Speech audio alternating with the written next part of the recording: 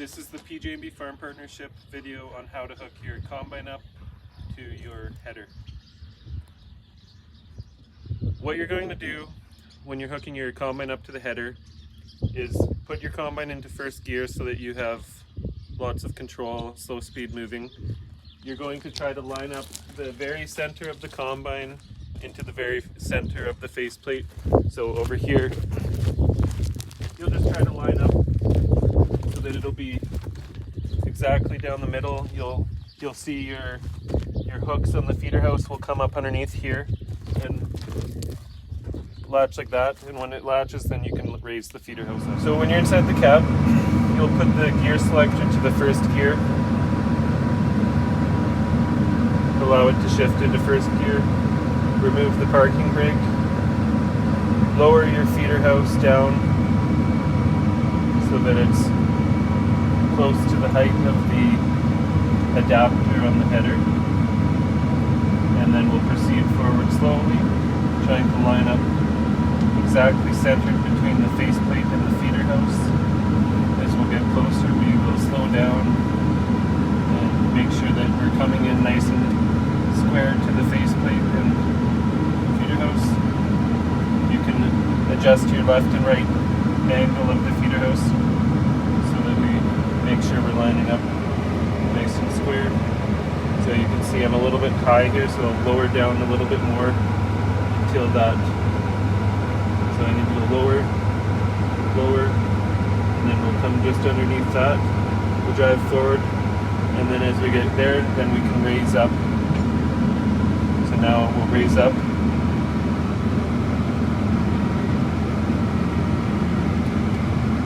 Now that you've attached your header to the feeder house, we need to make sure that we have it locked in and secure. So this arm will pivot forward. We have this locking arm here, and that'll come through like that. Now, it appears that we need to make an adjustment to this lever because this arm here has not fully come across and locked down on this piece. So we're going to adjust this bolt backwards, and that'll allow it to pivot forward more and come down and lock. Otherwise, we'll have the risk of hitting a bump and then the header falling off. So now we're going to hook up our hydraulics to the header, from the combine to the header. So we will remove this out of the storage position. We need to clean off the face of these fittings so that no debris gets in and damages anything in the hydraulic system. Open this cap up, clean that off, and then this will go in here like that, push forward, and then this locks in like that, and now it's secured.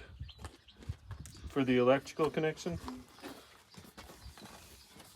we have this here. If you look inside of the socket here, there's a square tab, or you can look here, there's a line, and that'll be the top of your connection. So for lining this up, you can take this line here and then at the top of the plug. So you'll line that up and then turn the socket clockwise, and that is secured. Next, we're going to hook up the PTO shaft to the PTO on the feeder house. So you will move this plate up out of the storage. You can open this, and then it should just slide, and you can just rotate the shaft until it catches. We have this collar here that we're gonna pull back and then push on till it goes forward, and then we pull back, and then that collar will lock. Make sure that's locked, and then it doesn't slide off. Now that our combine header is hooked up to our combine, we will take the header out of the transport position. So down over here, we need to remove this hitch. And to remove the hitch, most of them have this safety pin here that you'll pop out first. So pop that out, and then there's a handle down below that will pivot this latch. So we'll pivot the latch and then lift up. And then the tow hitch is removed. And then we'll put this locking pin back.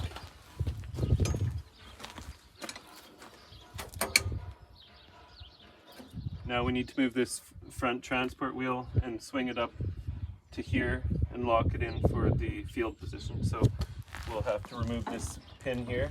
We'll take that out, and then this will lift up, and this arm will lock in. So just like that, we'll put this pin back to lock that in.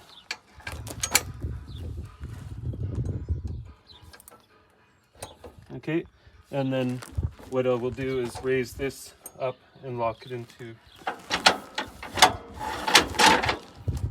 And what we're probably going to actually do is put it all the way to the top if we're running the Contour Buddy.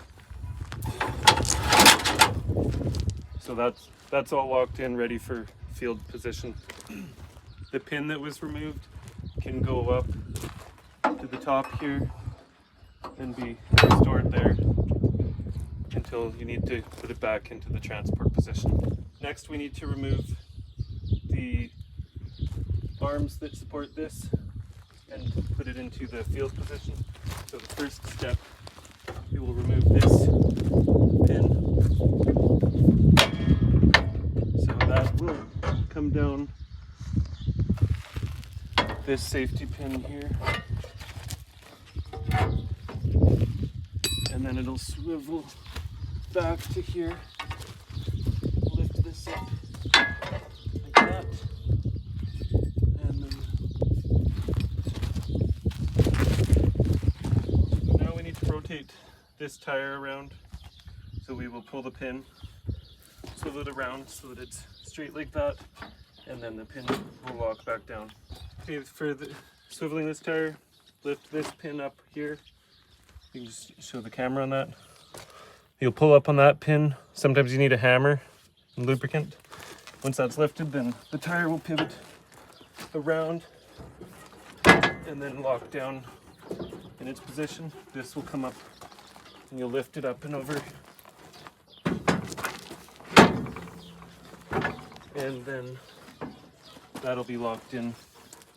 Then we will remove this. And Alex, you can help me lift this. And we'll lift this to the top position. A little bit more.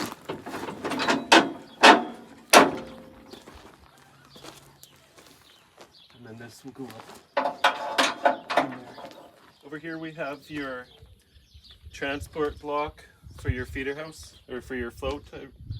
So to unlock this arm for field position, you'll click this button here. When this is down, it's unlocked for field position. When you're transporting, you want to have this locked up so that it locks in your header float. Up here we have the wing lock for your flex draper. We'll put it down to unlock there when you're in the field. Up there locked for transport.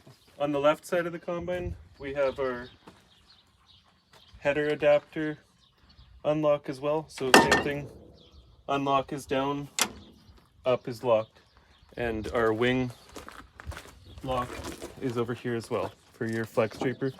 Unlock and locked for transport. Sometimes you'll want to lock your reel in the upward position, and so what you'll do is your reel will be all the way to the top, and then this lever will slide in and lock your reel into the upward position. Inside the cab, for some of the operations for your header, this will lift your reel up, reel down. The most important one that most people forget is for the knife tilt. And what we do is behind here, there's the second function button. We will press and hold that. At the same time, we push the second function button and then the knife tilt forward. So that'll put it all the way forward. You do not want to be cutting with the indicator on D unless it's a very flat crop. When you have it on D, it's much more likely that you're going to pick up rocks and cause damage to the equipment. So most of the time try to cut with it on A.